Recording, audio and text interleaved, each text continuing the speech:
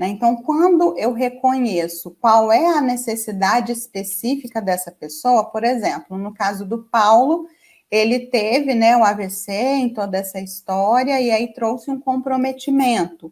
Esse comprometimento é na memória de trabalho. O que que isso significa, né? Quando a gente fala memória, parece aquilo que eu guardo e que eu acesso, né, quando eu preciso lembrar de alguma coisa, ou é quando eu esqueço alguma coisa.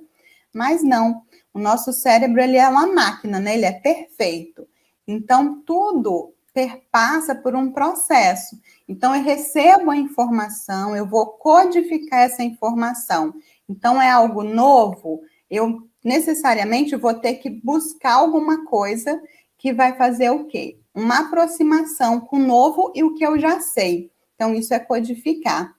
Depois que eu faço isso, passa por uma outra etapa, que eu vou armazenar, né? Então, aí é que entra a memória de trabalho.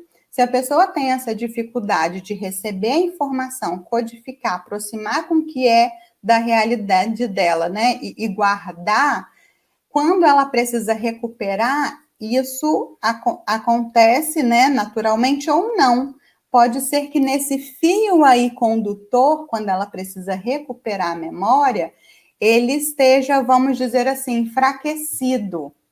Então, significa que a pessoa não pode fazer nenhuma atividade que depende da memória? Claro que não. Então, quando o Paulo traz a história dele, eu já vou pensando, bom, para isso, o que que a gente pode, né? Que estratégia a gente pode usar? E às vezes a estratégia é tão simples, mas porque a gente olha primeiro para a dificuldade, a gente não enxerga. Então, se o Paulo tem dificuldade, por exemplo, agora na pandemia, provavelmente mexendo com sistemas que ele nunca tinha mexido, né? Gente, vamos fazer um roteiro, né, para entrar nesse sistema. Número 1, faço isso. Número 2, e deixa ali. A gente faz isso sem ter problema na memória de trabalho, quando é novidade, né? Então, às vezes, o nosso olhar é tão limitante que a gente não consegue encontrar solução. Então, eu preciso pensar que é uma pessoa que eu preciso respeitar toda a sua história, toda a sua construção, e eu vou caminhar junto com essa pessoa.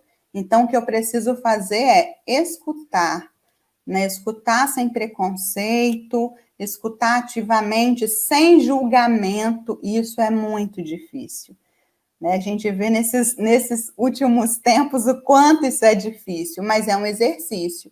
Então, as empresas precisam ter, primeiro, esse olhar de eu preciso escutar quem é esse indivíduo, né? E de uma forma geral, quando a gente trata de diversidade, é reconhecer essas potencialidades. Então, eu só vou saber onde, de fato, eu vou alocar o Paulo para que ele tenha uma maior produtividade se eu escutar o Paulo.